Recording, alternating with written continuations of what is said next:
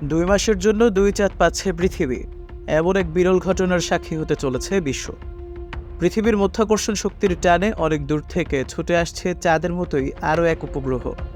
2024 PTA-5 নামের উপগ্রহটির ব্যাস প্রায় 10 মিটার বা 33 ফুট।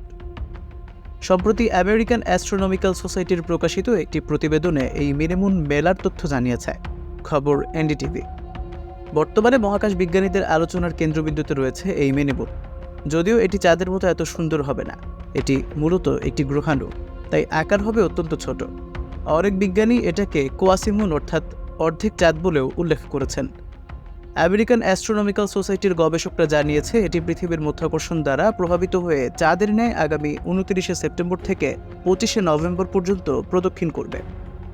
আগামী 25শে নভেম্বরের পর গ্রহাণুটি পৃথিবীর মধ্যাকর্ষণ থেকে বেরিয়ে আসবে এবং তারপর আবার নিজেই কক্ষপথে চলে যাবে। এই 2 মাস এটি থেকে তৈরি চৌম্বক ক্ষেত্র গবেষণায় নতুন নতুন তথ্য যুক্ত করবে আশা বিজ্ঞানীদের। এটি খালি চোখে দেখা যাবে না বললেই চলে।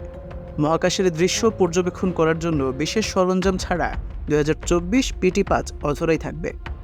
পৃথিবীর চারপাশে ঘুরে PTA-5 সূর্যের চারপাশে ঘুরতে চলে যাবে। 1981 ও 2022 সালেও মধ্যাকর্ষণ শক্তির টানে পৃথিবীর কক্ষপথে 2টি গ্রহাণু ঢুকে পড়েছিল।